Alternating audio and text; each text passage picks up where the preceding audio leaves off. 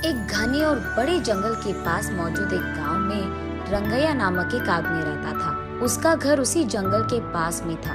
उस घर में वो अपने बीवी और बच्चे के साथ रहता था।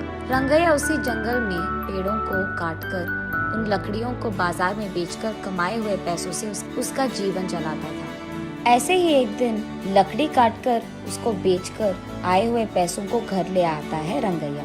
उसे देख उसकी पत्नी रत्नम्मा ऐसे कहती है, सारी जीवन ऐसे ही काटनी है क्या, लकड़ों को काटते हुए? अब क्या हो गया? क्या हो गया?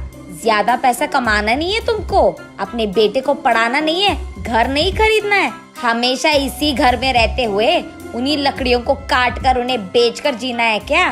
ऐसे कहती है। जब देखो बस पैसों का ही चर्चा, और कुछ सोचती भी नहीं हो क्या तुम? हाँ, मुझसे पूछना है कि और कोई सोच नहीं है, पर आपका तो सोच नहीं बदल रहा। इसके बाद रंगैया उसकी बातों को सुन नहीं पाता है, इसलिए वो चुपचाप वहाँ से चले जाता है।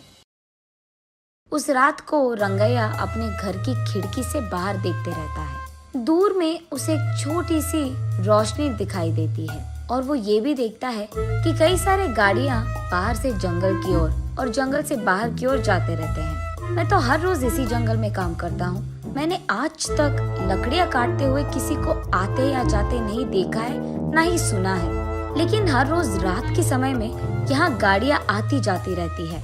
मुझे कुछ तो करके जानना होगा कि वहाँ हो क्या रहा है। अगले दिन सुबह उठते ही जहाँ उसे कल रात रोशनी दिखी थी, उसी तरफ जाता रहता है रंगैया।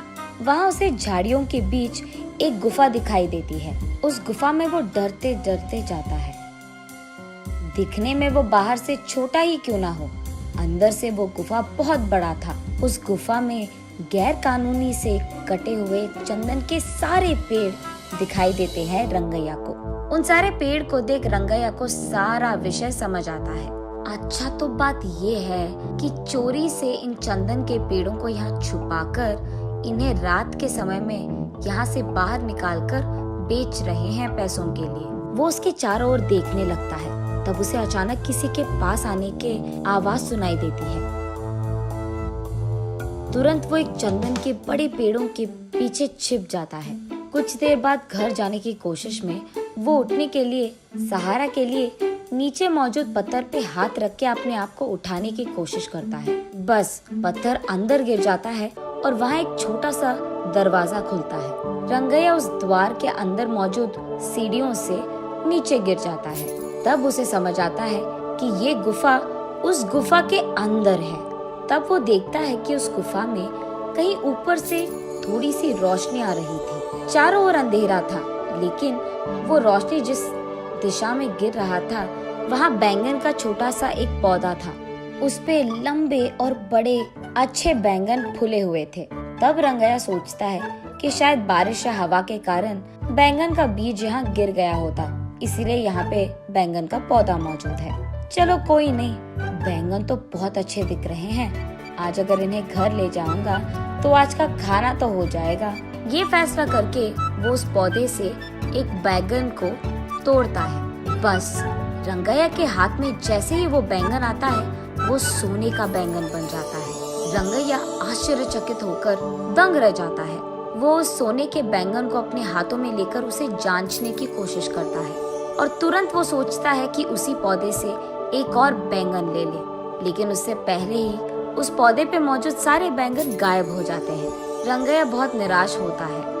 चलो कम से कम एक तो बैंगन मिल गया, अगर ये मैं मार्केट में बेचूंगा तो बहुत सारे पैसे मिल जाएंगे, तब मुझे कई दिनों तक कुछ भी काम करने की कोई जरूरत नहीं होगी। ये फैसला करके उस गुफा की सीढ़ियां चढ़कर वो बाहर की गुफे की ओर आता है। रंगैया जैसे ही बाहर आता है, वो दरवाजा अपने आप बंद हो जाता है। उस गुफा से बाहर आते ही चोरी चोरी छुपकर वो अपने बीवी के पास जाकर इस सोने के बैंगन को दिखाता है।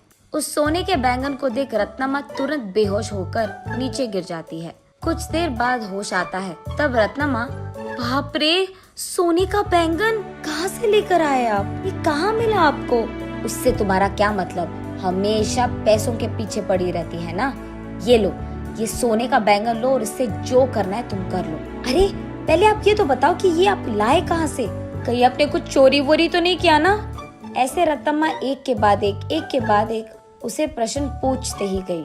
और कोई चारा ना होने के कारण रंगैया जो कुछ भी हुआ रत्तम्मा को बताता है। तो फिर आपको वही रहना था ना, कुछ देर बाद अगर और बैंगन आ गए तो उसको भी लेकर आते। आपकी जल्दबाजी से ना मैं तो मर रही हूँ।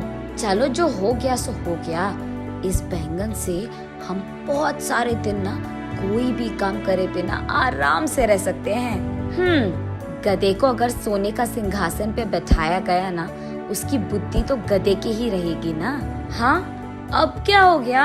इसका मतलब क्या है? इसी घर में रहते हुए चैन की जिंदगी नहीं चाहिए मुझे। आप 2-3 और सोने के बैंगन लेके आए, तब हम बड़े घर में आराम कर पाएंगे।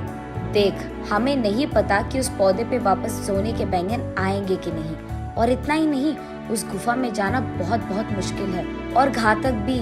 वहाँ चंदन के पेड़ छुपे हैं रत्ना। अगर मैं पकड़ा गया ना, मेरा लाश तक नहीं मिलेगा तुझे।